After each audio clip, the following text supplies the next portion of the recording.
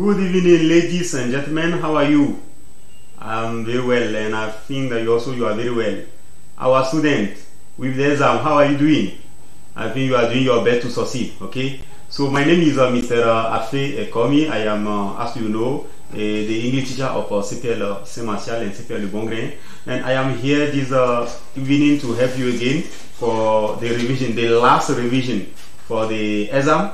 You know that you start the exam till Monday. Today is the second day that you are doing with your exam, and tomorrow, people of terminal day, you have the English paper, and people of terminal ACAT, you have your English paper on Friday. So I come here to help you again for the last time to let you to be ready for the exam. So today you are going to oversee everything that you must know before tackle the exam paper of terminal. So you look on the boards, you see our program for this evening. So first of all, we are going to talk about the revision in English. We are going to talk about the classes that are concerned, the terminal A4 people, terminal CD people, terminal GA people. So the first of all, we are going to talk about the question and question words, okay? And after that, we're going to talk about the grammar points. And last, we are going to talk about the essays. So without wasting any time, let us talk about the first point. That is the question and the question words. Questions and questions words. Okay. So tomorrow you have an exam paper. You have a paper. Vous aurez une épreuve d'anglais, and you have a test. And after the test, you have some questions. You have 5 questions that will come after the test. Donc après l'épreuve, vous allez trouver en premier lieu quoi? Un test. Et après le test, vous aurez 5 questions que vous devez répondre. Alors, les questions sont composées avec quoi? Avec certains mots qu'on appelle question word, ok? Les mots qu'on prend pour poser des questions. Donc question words. Quels sont les mots là? Nous allons essayer de les identifier. Nous avons d'abord who. Nous avons where. Nous avons which. Nous avons why. Nous avons when. Voilà. Nous avons how. Nous avons whom. Ils sont nombreux, mais nous allons essayer de parler de ceux-là seulement. Who, where, which, why, when, how, whom. Alors, lorsqu'on pose les questions avec ces mots, comment est-ce que l'élève va répondre à ces questions? Donc, suivez-nous. First of all, let us talk about who. Who in French is what? Qui. Who in French is qui. So when somebody asks you a question about who are you, when somebody asks you the question, who are you, your answer must be what? I am Mr. Afe. Who are you? Your answer is I am Mr. Afe. Ça veut dire qui es-tu? Je suis Monsieur Afe. You understand? So you have a sentence. Abalo is a teacher. Abalo is a teacher. Now, the teacher underline Abalo. They underline Abalo. And the question is, ask a question based on the underline words. Pose une question pour qu'on puisse avoir comme réponse le mot souligné. On a souligné le mot Abalo. Abalo is a teacher. On a souligné le mot Abalo. Maintenant, on dit de poser une question en anglais pour qu'on puisse trouver la réponse Abalo. Quelle question on va utiliser? Quelle question on va poser? On va dire qui est Abalo ou bien qui est le professeur? Et la réponse est Abalo. En anglais, comment est-ce qu'on va dire ça? Abalo is a teacher. The question. On va utiliser le mot who. Vous voyez? On va utiliser le mot who pour poser cette question. Et on va dire who is a teacher. Who is a teacher? Voilà la question qu'on va poser.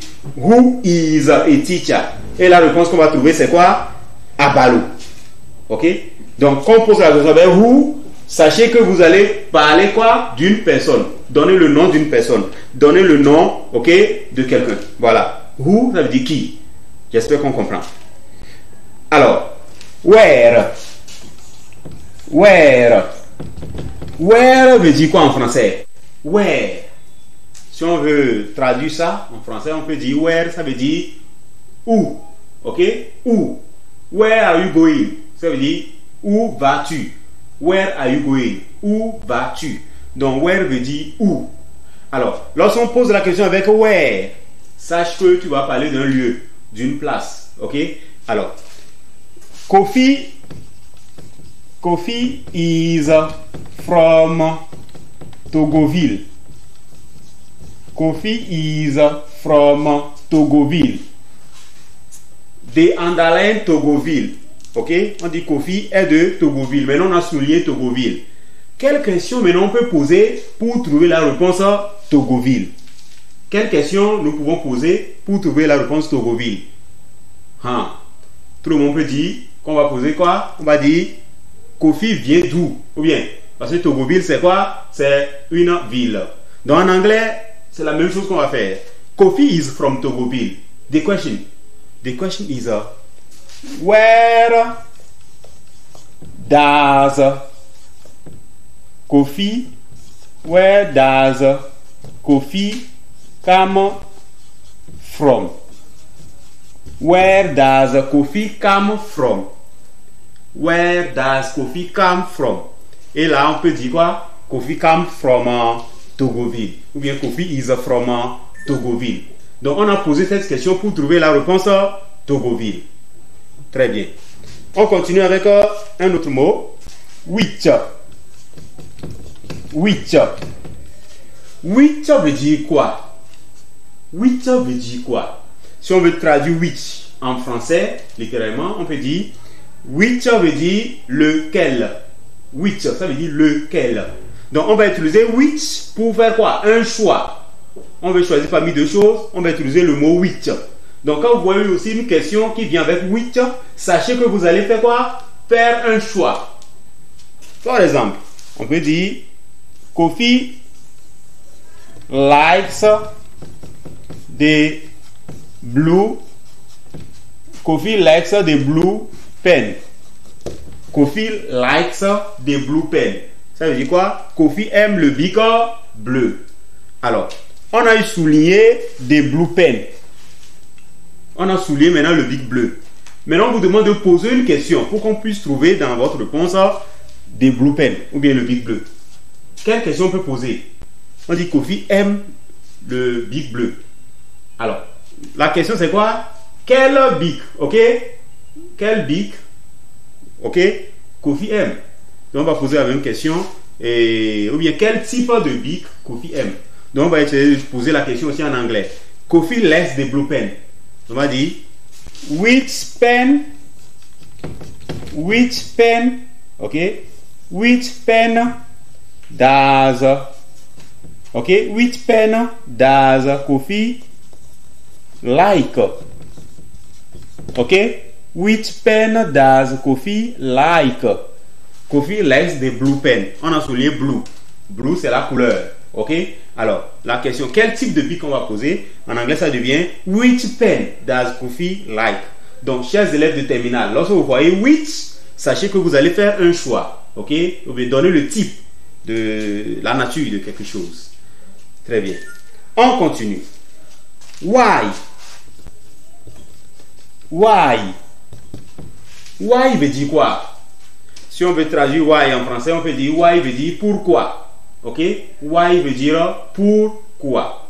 Alors, comme on le sait, quand on te pose une question avec pourquoi, tu dois donner dans ta réponse une raison. Ok? Pourquoi tu as fait ceci? J'ai fait ceci parce que. Pourquoi tu n'es pas venu à l'école à l'heure? Je ne suis pas venu à l'école à l'heure parce que. Donc, quand on te pose une question, pourquoi, tu dois donner la réponse en donnant une raison. Donc, en anglais aussi, c'est la même chose. Quand vous voyez la question qui commence avec why, sachez que vous allez donner quoi? Une réponse. Vous allez donner une raison. Et souvent, on utilise un mot pour donner les raisons en anglais. Et le mot que tout le monde connaît, c'est quoi? Because. Ok? Why? Why are you late? I am late because. Vous voyez? Donc, on va essayer de poser une question et on va faire la même chose. On va donner une phrase, par exemple. Kofi succeeds because he learns very hard. Ok? Kofi succeeds because he learns very hard. Ça veut dire quoi? On dit Kofi a réussi à son examen parce que Kofi a appris très bien ses cours. Donc, Kofi succeeds because. On a souligné le mot because. On rappelle que because, ça veut dire parce que. Donc, on souligne because. Mais on doit poser une question pour qu'on puisse trouver la réponse avec because. Ok? Alors, quelle question on va poser ici? Nous allons utiliser le mot why. Donc, on va dire why. Ok? Why is or why does Kofi succeed? Okay, why does Kofi succeed? Okay, why does Kofi succeed? Donc avec why nous allons dire la réponse Kofi succeeds because he learns very hard. Donc, notez tout simplement que why veut dire pourquoi. Et pour trouver une réponse à pourquoi en anglais, on va utiliser le mot because. Because. Ça veut dire parce que. Alors, on continue. On prend encore un autre mot. When. When. Le mot when. When veut dire quoi? When veut dire quand. Ok? Quand. When veut dire quand. Alors, quand, habituellement, on l'utilise pour parler de quoi? De l'heure, d'une période. Ok? Alors, je viens à l'école à 7 heures. La question qu'on peut me poser pour trouver la réponse 7 heures, c'est que quand est-ce que tu es venu à l'école? Mais quand est-ce que je suis venu à l'école? Donc, la réponse, je suis venu à l'école à 7 heures. Donc, 7 heures, c'est l'heure. Ouais? Donc, la même chose en anglais. When. Regardez la phrase qu'on vient de faire. On va traduire ça en anglais.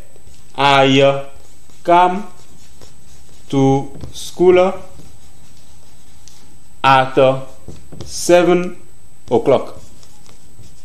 Ok? I come to school at 7 o'clock. Donc, la question qu'on peut poser là-bas pour trouver, on a souligné 7 o'clock. Donc, la question qu'on peut poser pour trouver 7 o'clock, c'est quoi? When do I come to school? Okay? When do I come to school? When do I come to school? Quand est-ce que je suis venu à l'école? Et la réponse c'est quoi? I come to school at 7 o'clock. J'espère que vous nous suivez très bien. Alors, ça c'est pour when aussi ça. Nous allons continuer avec maintenant how. Nous continuons avec how. Et après, on va continuer avec whom pour terminer. How. Alors, how veut dire en français comment.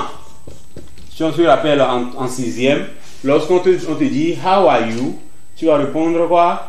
I am fine. Ok? Comment tu vas? Comment ça va? Tu vas dire je vais bien. Ça va bien. Donc, how veut dire comment. Maintenant, en anglais, lorsque how est suivi de quelque chose, le sens va changer.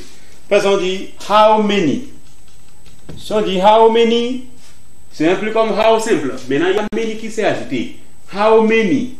How many veut dire combien. Combien. Et ici, on veut parler du nombre. Ok? Du nombre de quelque chose. Donc, dans le test, peut-être on a cité certains éléments. On a donné leur nombre. C'est le nombre d'élèves, le nombre des gens qui sont là. Maintenant, on dit how many people are there in the test?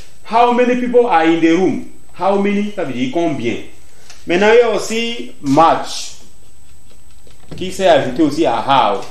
How much. Ça aussi, ça veut dire combien toujours. How much aussi veut dire combien. Maintenant, la différence entre how many et how much, c'est que how many, qui veut dire combien aussi, lui, on l'utilise pour parler des nombres. Ok? Maintenant, how much là, lui, on l'utilise pour parler de quoi? Pour parler de how much, pour parler du prix. Ok? Ça, de price. Et ça, number. Ok? Donc, how much, on l'utilise pour parler du prix. du prix. Par exemple, there are 10 people in the room. There are 10 people in the room. Ok? Ça c'est la phrase 1. Deuxième phrase. My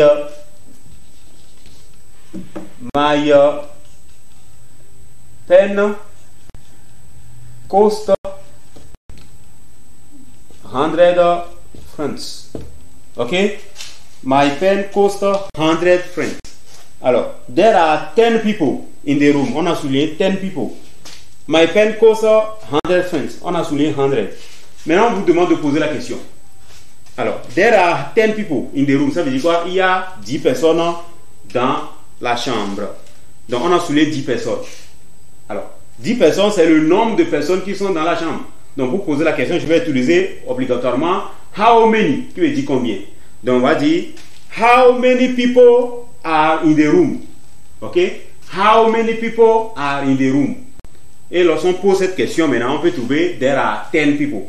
Donc, how many veut dire combien? Et dans la question de how many, la réponse est on donne le nombre de la personne, le nombre des personnes qui sont dans la chambre. Alors, my pen cost 100 francs. My pen cost 100. Ça veut dire quoi? Mon bic coûte 100 francs. Mon bic coûte 100 francs. Quelle question je peux poser pour trouver 100 francs comme réponse? Alors, je vais demander à combien coûte mon bic? Donc, ça veut dire how much. Là-bas, comme c'est le prix, je vais parler de match. How much is my pen? Est-ce qu'on me comprend?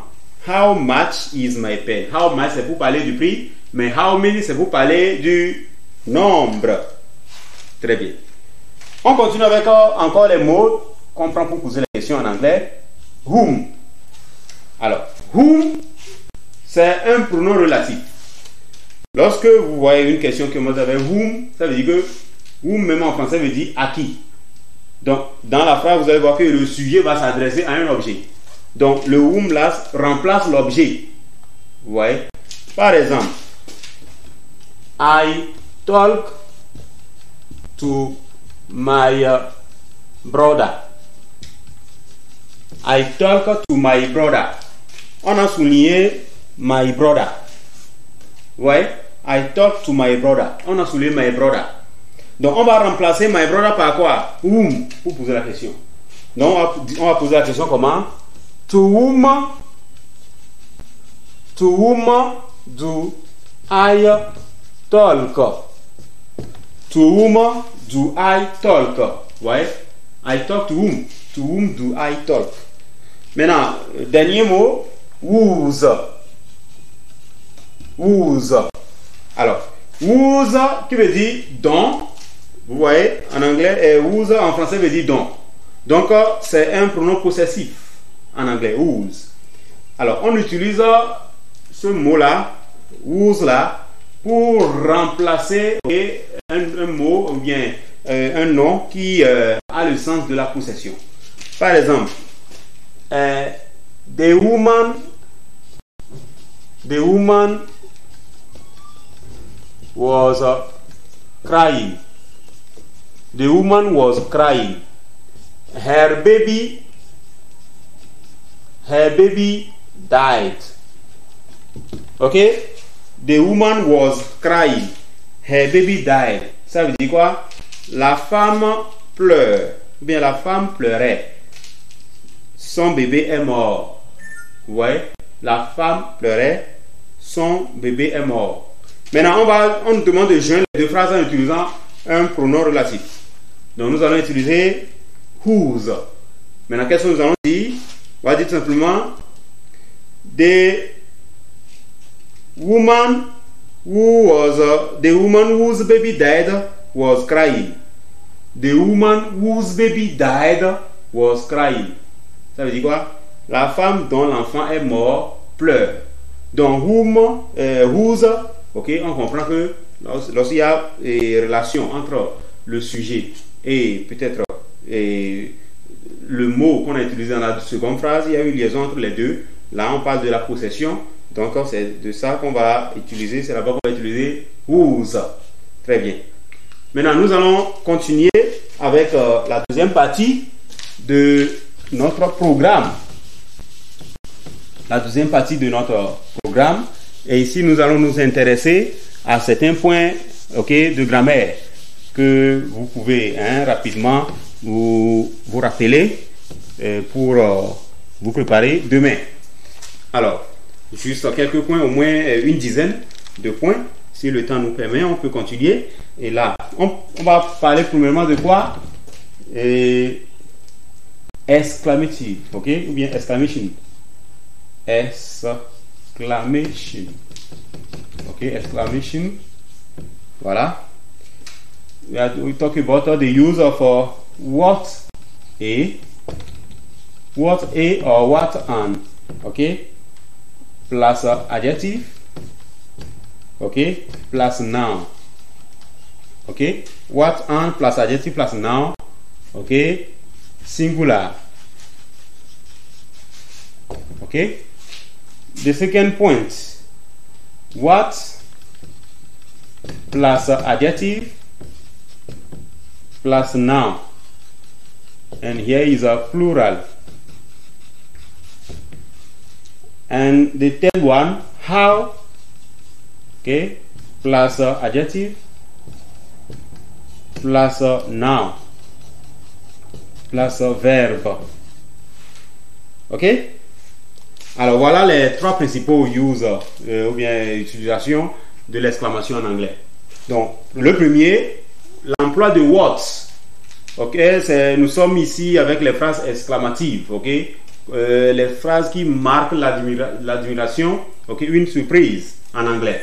Donc il y a trois règles que nous allons apprendre ensemble. Il y a la règle de what a. Lorsque what est suivi de a ou bien de an, on comprend en même temps que le nom qui est dans la phrase doit être au singulier. Parce que a et an spécifient un peu la nature du nom. Donc, what avec a ou bien what avec an, dans la phrase là, on va utiliser un nom qui est au singulier obligatoirement. Maintenant, la règle dit what a ou bien what an plus l'adjectif, plus le nom. Donc, on se rappelle que what a, what an, c'est dans une phrase où le nom est au singulier. C'est le contraire avec what tout court. What qui n'a pas a ou bien an devant lui, là-bas, là, le what là, c'est devant le nom qui est au pluriel. Ouais. Donc, what simple, il n'y a pas a, il n'y a pas an. Là, c'est le pluriel qu'on va utiliser là-bas. Maintenant, how, devant l'adjectif toujours, là-bas, le nom, on prend le nom, qui s'appelle au singulier ou au pluriel, il n'y a pas de problème. Maintenant, le verbe doit être à la fin. Dans une phrase où il y a how, il y a le verbe qui est toujours rejeté à la fin. J'espère qu'on se comprend. Par exemple, je vais faire une phrase qu'on va essayer de transformer. What an interesting video. Ok? What an interesting video. On voit qu'on a utilisé what an. Et on a dit vidéo. On n'a pas dit vidéos. C'est encore pluriel. C'est singulier. Donc c'est pourquoi on a utilisé vidéo. Maintenant, nous allons essayer de traduire ça et utiliser un autre. What simple. Si on va utiliser what simple, on peut recommencer avec les mêmes mots, mais le nom qu'on va choisir maintenant, le nom doit être au pluriel. Exemple. What good news. Vous voyez? What good news. Pourquoi S à la fin? Parce que s'il n'y a pas S, ça veut dire que c'est au singulier. Donc, what simple, what sans E ou bien sans an, on est obligé d'utiliser, mettre le nom au pluriel. J'espère qu'on me suit. Maintenant, on va utiliser how. Alors, la règle dit how plus adjective plus noun plus verbe. Donc, on va utiliser how avec un adjectif, avec un nom, plus un verbe à la fin. Donc, on va dire quoi? How beautiful this girl is. Ok? How beautiful this girl is. Dans là, on voit le how qui est suivi de l'adjectif beautiful, qui est suivi du nom this girl, et il y a un verbe à la fin, is. Vous voyez? Donc avec how, on doit avoir un verbe qui sera conjugué à la fin. Très bien. Alors, il y a aussi l'emploi de so et de such. Ok? Bon, so s'utilise devant un adjectif, alors que such s'utilise devant un nom. Ok? Alors, regardez cette phrase par exemple. She is so beautiful. She is so beautiful. On voit que le so est devant l'adjectif. Ça veut dire qu'elle est très belle. Quelle belle fille. She is so beautiful. Maintenant, on peut dire encore it is such a beautiful. It is such a beautiful girl. Ok? It is such a beautiful girl. On voit maintenant que devant le such, après l'adjectif, il y a un nom qui est à la fin. Donc c'est pourquoi on dit such va être suivi avec un nom et so devant l'adjectif. Très bien. Voilà, le premier point de la grammaire que nous avons étudié, c'est ça. Nous allons continuer avec un second point, toujours de la grammaire. Un second point de la grammaire. Et là, nous allons parler de comparative forms. Comparative forms. C'est des points, c'est des révisions que nous sommes en train de faire. Ok, histoire de vous rappeler ces points-là rapidement. Comme ça, si ça sort demain, vous allez le faire. Comparative. Premièrement, nous allons parler de la règle de as, place adjectif, place as. Ça, c'est la règle de la comparaison. Comparison of equality. Ok, égalité. As, as. As, ça veut dire même que. Ok, quand c'est les mêmes choses. Donc, on va utiliser as, adjectif plus as. Le second, on prend short adjectif, place ia, place than. Ça, c'est la comparaison des short adjectifs. Inferiority. Pour dire que Kofi est plus petit que Kojo. Plus petit que. Donc, en anglais, plus petit que, lorsqu'on veut utiliser l'adjectif qu'on appelle short adjectif, c'est-à-dire les adjectifs qui sont courts. Ok, on va utiliser l'adjectif, on ajoute un ER à la fin de l'adjectif et on ajoute than. Ouais. Alors, pour le premier cas, on a dit as plus adjectif plus as. Et je dis quand on utilise as, ça veut dire que les choses ont les mêmes, okay, les mêmes dimensions. Par exemple, Kofi is 10 years old. Afi is 10 years old. Vous voyez? Kofi is 10 years old. Afi also is 10 years old. On comprend un peu. Kofi a 10 ans, Afi aussi a 10 ans. Donc, si on veut comparer l'âge de Kofi et de Afi, c'est le même âge, non? Donc, on va dire Kofi is as old as Afi. Kofi is as old as Afi. J'espère qu'on me comprend. Maintenant, si c'est inferiority, c'est-à-dire que l'âge de Kofi est inférieur à l'âge d'Afi. Et là, on va dire quoi? Kofi is, ou bien Afi is, bon, disons Kofi. Kofi is older than Afi. Là, on comprend que l'âge de Kofi est supérieur à l'âge d'Afi. Afi is, ou bien Kofi is older than Afi. Ouais, older than. Donc, old, c'est l'adjectif. On ajoute ER à l'adjectif. Et on ajoute than. Avant que le second nom arrive. Très bien. Maintenant, superiority. Ça, c'est pour les short adjectifs. On va faire pour long adjectif aussi. Donc, on va prendre more. On va prendre more. Place long. Adjectif. Place than. Pour les longs adjectifs, on dit c'est long. L'adjectif qui est long, ça on appelle long adjectif. Donc, par exemple, beautiful, dangerous, interesting, voilà les longs adjectifs. Donc, pour les faire, pour dire que Kofi est plus intelligent que Afi, intelligent c'est un adjectif qu'on appelle adjectif long. Donc, on va utiliser la règle qui dit more place long adjectif place than. Donc, on va prendre le mot more on prend les titres qui est long là et on met Dan à la fin. Donc, si on dit Kofi is intelligent, Afi is not intelligent. Donc, on va dire Kofi est plus intelligent que Afi, c'est ce que nous voulons dire en anglais. Donc, on va dire simplement quoi? Kofi is more intelligent than Afi. J'espère que les gens comprennent. Kofi is more intelligent than Afi. Voilà. Maintenant, on va continuer avec une autre règle. Superiority maintenant. Superiority. Quand on parle de superiority, c'est quoi?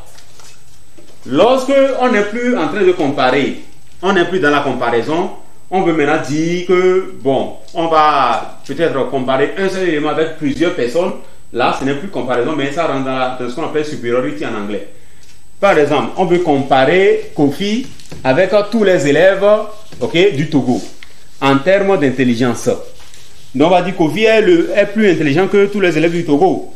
Donc, ça veut dire que Kofi est le plus intelligent. On peut prendre Abla. Abla est la plus âgée dans sa classe. Donc, on veut comparer comme ça l'âge de Abla et l'âge de tout le monde. Donc, ça, c'est superiority. Donc, on va dire quoi? Kofi is older, ok, in the class. Alors, Kofi est la plus âgée dans la classe. Alors, la règle de long et short adjective pour les superiority, on prend D plus adjectif plus ok, EST. On prend D plus adjectif plus EST pour prouver que nous sommes au niveau de superiority. Donc, on va comparer l'âge de Kofi et l'âge de tout le monde dans la classe. Donc, on va dire Kofi is the oldest in the class. Kofi is the oldest in the class. Kofi est le plus âgé de la classe. Kofi is the oldest in the class. Maintenant, prenons long adjectif. Pour les longs adjectifs, on prend des, toujours place most, place adjectif. Ok? The most, place adjectif. Alors, on veut comparer maintenant Afi en termes d'intelligence avec les élèves de la classe. Donc, on va dire que Afi est la plus intelligente de la classe. Qu'est-ce que cela va dire en anglais? On va dire Afi is the most, ok? Afi is the most intelligent. Afi is the most intelligent, ok? Girl in the class. Afi is the most intelligent girl in the class. On comprend un peu. Donc, si nous sommes au niveau de la comparaison, on peut utiliser as, older, then, the more, tout ça là. Mais au niveau de superiority, c'est autre chose. La différence entre comparative et superiority, c'est quoi? Comparative, on compare deux éléments seulement. Mais superiority, on compare plus de deux éléments. Vous voyez? Lorsque les éléments qu'on vous donne là, ça dépasse 2, là, ce n'est plus la comparaison. Ça rentre dans superiority. Ok? Superiority. Voilà. Et notez bien que lorsqu'on vous donne good, le mot good, comparatif de good, c'est quoi? Il y a Bouddha? Non. Bouddha n'existe pas. Donc on va dire quoi? Better than. Better than. Ok? En anglais, on ne dit pas que il est bon que. Il est plus bon que. Non. On dit il est mieux que. Il est mieux. Donc better than. Maintenant, le superiority de good, c'est quoi? Est-ce qu'on va dire goodest? Non. On va dire plutôt the best. The best. Ça veut dire le meilleur. The best. Donc, on veut comparer en termes de bon. On veut dire que Kofi est bon. On veut dire que Kofi est plus bon que tout le monde. En anglais, en effet, je dis, en anglais, on ne peut pas dire plus bon. Ça n'existe pas.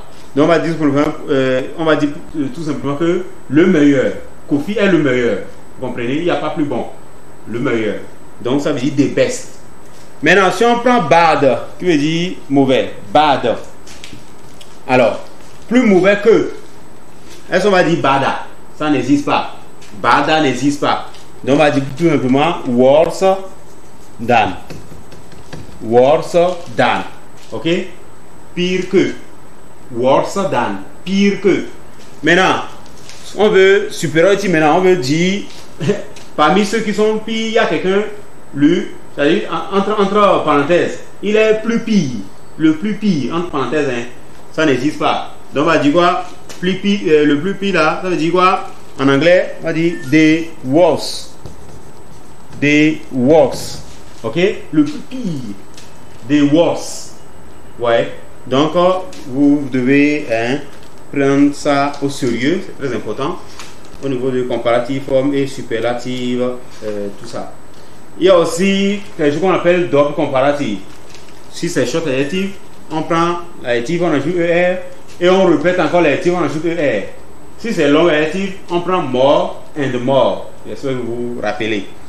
On n'a pas le temps pour aller au fond de tout ça là. On va continuer maintenant avec le troisième point. Le point de since for ego. Since for ego. Alors, ici, nous allons parler de 3 temps. Nous allons parler de 3 temps. Voilà. Donc, la première règle, on va parler de it is plus duration, ok, plus simple past, ok, plus simple past, ok, or present perfect. Present perfect. On va vous aider, hein, ne vous inquiétez pas, je vais vous expliquer tout. Le second point, present perfect,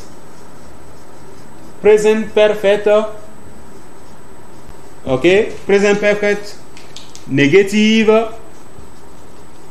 present perfect négative, ok, plus for, plus duration, ok. Et le troisième et dernier point maintenant, simple past,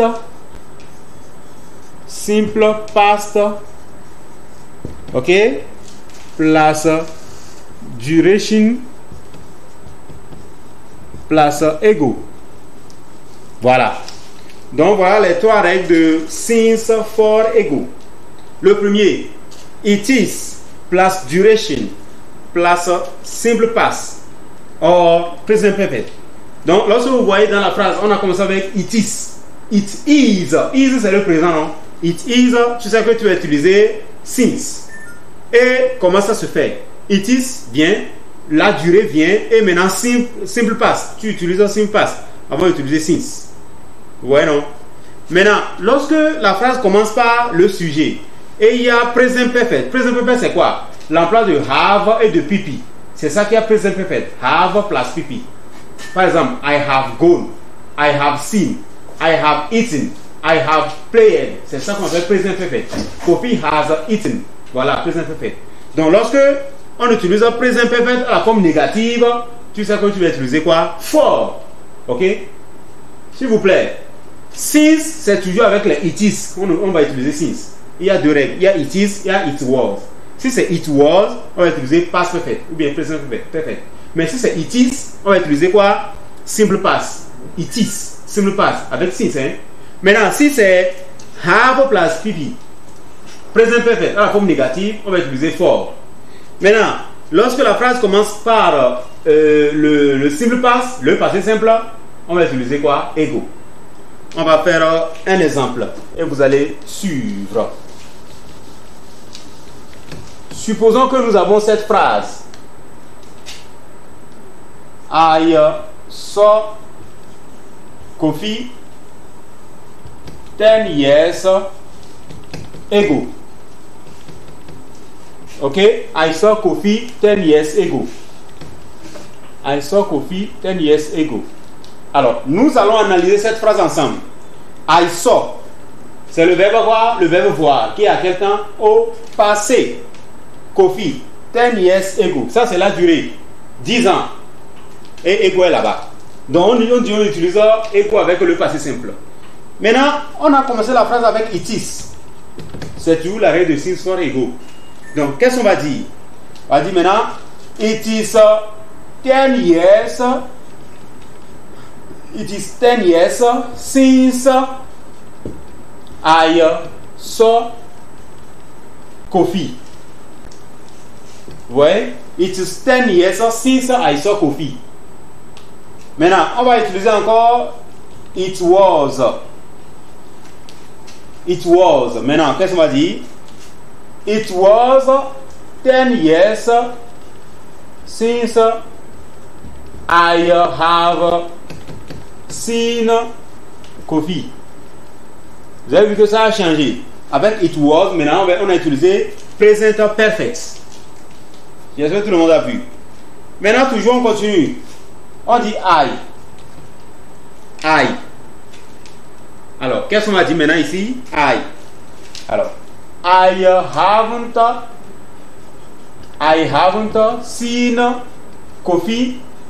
I haven't seen Kofi for. Avec le sujet qui a commencé avec le présent perfect à la forme négative, on va utiliser maintenant for.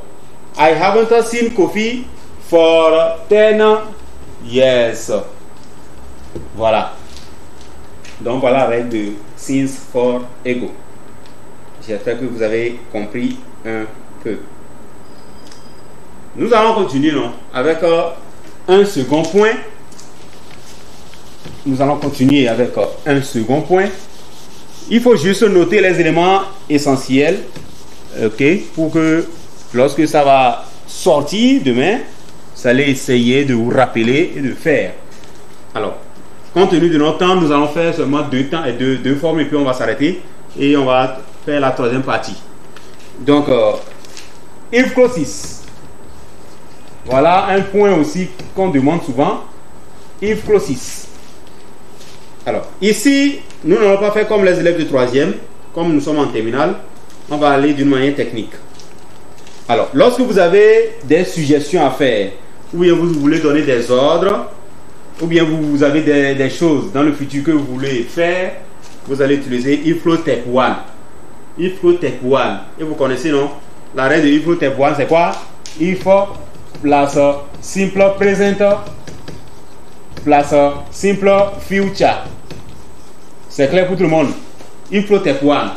Lorsque on a envie de faire quelque chose dans le futur et on pose une condition, on dit si j'ai ça, je vais faire ça. Donc c'est ça, if flow step 1. Alors, lorsque nous avons les moyens, mais nous ne pouvons pas faire quelque chose maintenant. Nous avons les moyens quand même, mais on ne peut pas le faire à l'instant T. On va encore poser une autre condition. Là, on rentre dans if flow step 2. Donc ça devient if plus simple past plus conditional. Ok? If plus simple past plus conditional. Toujours, lorsqu'on a maintenant les moyens, on a le temps aussi, mais on ne veut pas le faire. Mais on souhaite le faire quand même. Ça rentre maintenant dans if step 3. Donc ça fait if plus past perfect, ok, plus conditional perfect. C'est ce que vous appelez if step 3. Donc if step 1, ça fait if plus simple present plus simple future. C'est-à-dire que lorsqu'on utilise le présent, toi utilise le futur. Ou bien lorsqu'on utilise le futur dans la phrase déjà, alors que c'est if, toi il faut utiliser quoi? Le présent. Maintenant step 2, tu vas voir, on va utiliser le passé simple. Si on utilise le passé simple, automatiquement on utilise quoi? Le conditionnel. Et le conditionnel c'est quoi? Ça peut être would, ça peut être could, ça peut être should aussi. Maintenant step 3, tu vas voir, on va utiliser le past perfect. Past perfect, comment on le forme? Ça va être had plus pp. C'est ça past perfect. Donc lorsqu'on utilise past perfect, toi tu utilises en même temps quoi? Conditional perfect. Et c'est ça, c'est quoi conditional perfect? Ça va être would have plus pp. Ok? Would have plus pp. C'est ça qu'on appelle conditional perfect. Ou bien toi tu vois déjà dans la phrase conditional perfect. Qu'est-ce que tu vas chercher maintenant? Past perfect, qui est had plus pp. Vous voyez? Donc c'est deux choses différentes. Vous voyez l'autre partie et vous vous rappelez de la première partie. Alors, On ne peut pas finir if clauses sans parler de unless, qui est notre dernier point maintenant pour passer, ok, à autre chose. Unless. Unless, c'est un point aussi qui vous mélange souvent, mais qui est assez simple. Alors, on a parlé de if clause tout à l'heure. Ça, c'est... on a une condition à faire. Maintenant, avec unless, ça veut dire si ça n'existe pas. Si pas. C'est-à-dire que dans unless, il y a déjà une négation. Unless, c'est le contraire de if. Si je... Maintenant, avec unless, si je ne... Vous me comprenez.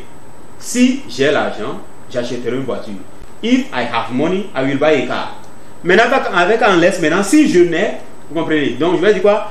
Unless I have money, ça veut dire si je n'ai pas l'argent, là, l'autre partie va changer, non? I will not buy a car.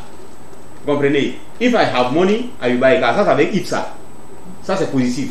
If I have money, I will buy a car. Si j'ai l'argent, je vais acheter une voiture. Maintenant, unless, ça veut dire si je n'ai pas. Ouais, non? Donc, c'est ça, il faut prêter attention. Alors, nous allons faire les choses d'une manière simple. If place affirmative, place affirmative, ça va nous donner unless, place affirmative, place négative.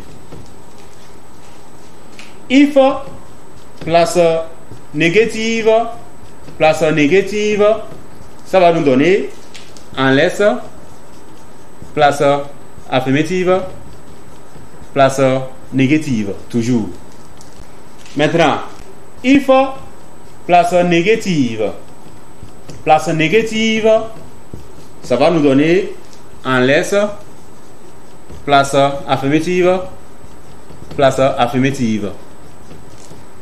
Et le dernier maintenant, if place affirmative, place négative, ça va nous donner unless, place affirmative, place affirmative. Très bien. Vous vous dites, oh, mais qu'est-ce que je suis en train de faire plus comme ça on ne comprend rien. Voilà, on va aller avec les exemples. Supposons, on va respecter la règle de if affirmative plus affirmative. If I go to school,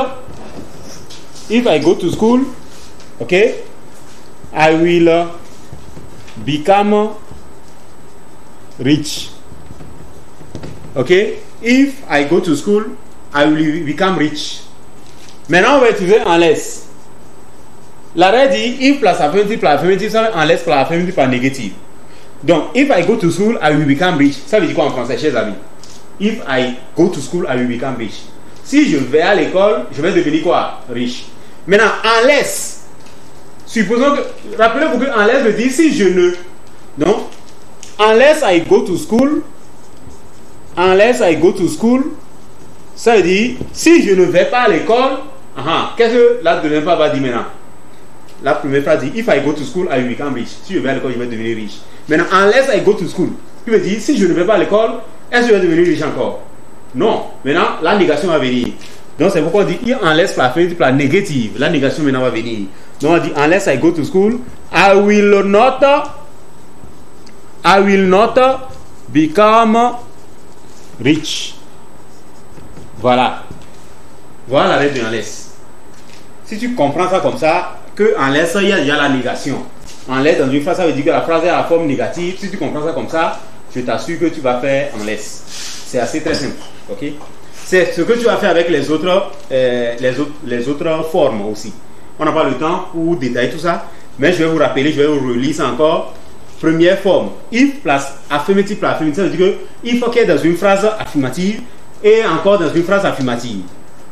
Ça devient unless plus affirmative plus négative. Maintenant, si on veut utiliser unless, on va utiliser ça dans une phrase affirmative et maintenant la deuxième partie, on va mettre ça dans la négation. Maintenant, la deuxième forme maintenant, if plus négative, ça veut dire qu'il faut être dans une phrase négative et encore dans une phrase négative parce qu'une phrase a deux parties.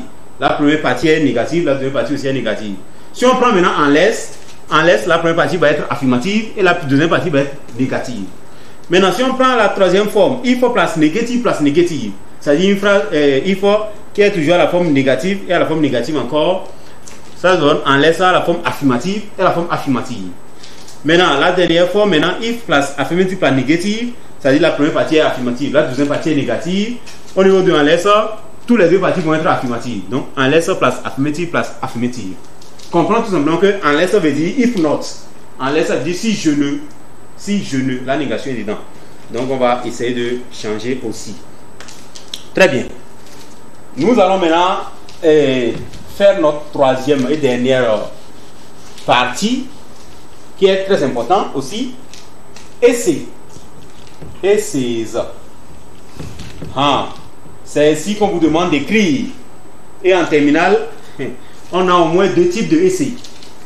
Nous avons d'abord ce qu'on appelle première partie qui a 4 points. Ok, format. You have it can be argumentative essay. It can be letter writing. It can be speech. It can be reports. It can be an article. Il y a beaucoup de choses en terminale. Hein. It can be what essay? It can be a narrative essay. Okay, narrative essay. It can be a debate. Voilà, tout ça là peut venir. Ça c'est la première partie de essai. Maintenant la deuxième partie de essai qui a maintenant 3 points. On a deuxième type qui a 3 points. Ça c'est ce qu'on appelle translation, traduction. Translation. Donc on vous envoie un test de traduire, que ce soit en français, de français en anglais, ou soit d'anglais en français. Je vais vous donner quelques éléments pour que vous puissiez quand même réussir tout ça. Alors, lorsque nous prenons la première partie de essai en terminale, je disais qu'on peut vous envoyer ce qu'on appelle argumentative essay. Comme le nom l'indique, argumentative essay, c'est un essai qui donne des arguments. On te donne, c'est-à-dire que le temps de faire quoi? De donner tes propres arguments. Là, tu ne veux pas s'aligner derrière quelqu'un. Non. Toi, mais tu choisis. Là où les trucs que tu peux, les avis que tu as, tu peux donner. Et maintenant, ce que moi je vais te donner ici, c'est quelques mots-clés que tu peux utiliser. Alors, lorsque tu veux commencer ton essai, on sait que l'essai c'est 3 parties, vous le savez. Introduction, code de voix et conclusion. Dans l'introduction, prends-moi le sujet et fais-moi l'introduction avec le sujet. En anglais, c'est simple.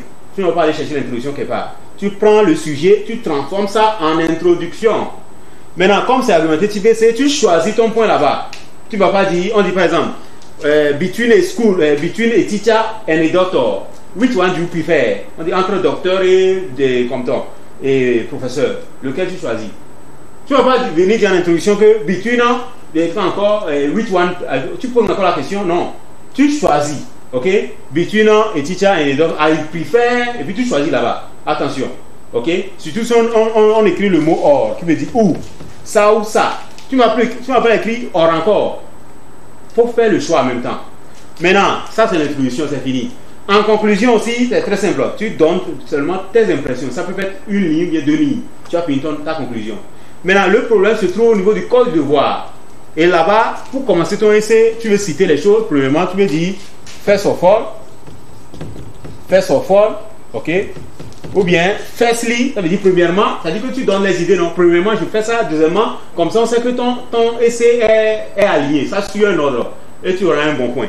Donc, first of all. Maintenant, quand je dis premièrement, tu dois accompagner avec quoi? Deuxièmement, non? Donc, first of all. Secondly, ça, c'est les idées que tu envoies comme ça. Secondly, thirdly, ok? Voilà. Tu donnes les idées. Maintenant, si tu finis, tu veux terminer avec la dernière idée maintenant. Finally, que dit finalement? Finally, voyez? Donc les mots comme ça tu utilises, j'espère que vraiment tu auras, on va bien lire ton sujet.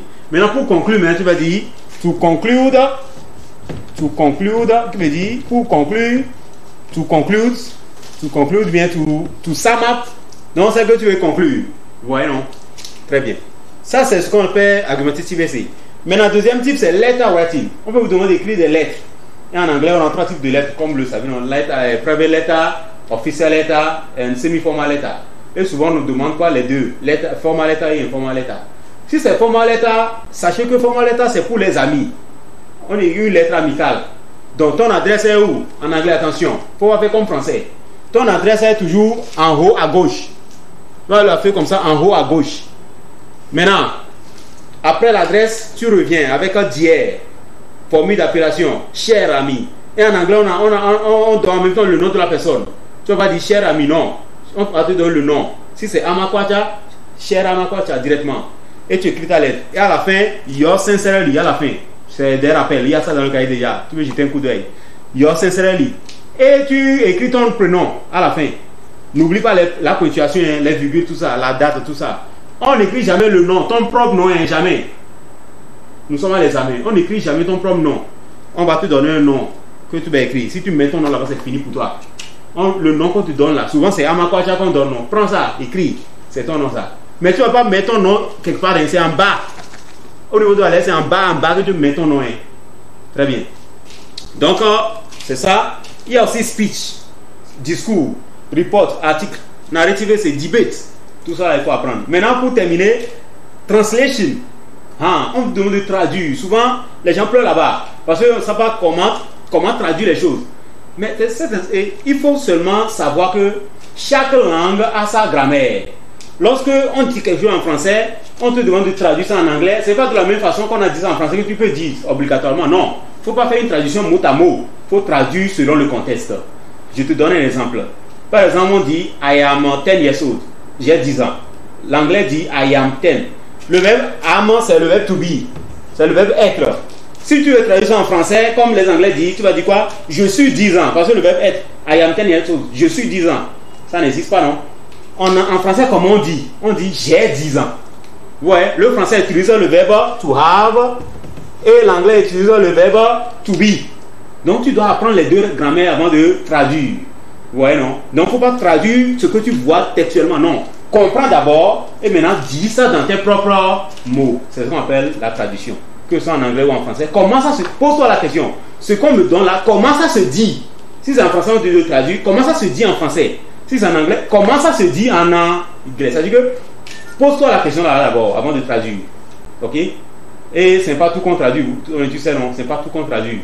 On ne peut pas te donner l'année. 1960. Tu vas traduire 1960? Non. C'est-à-dire, les éléments qu'il faut traduire, tu les connais. Le contexte. Le contexte.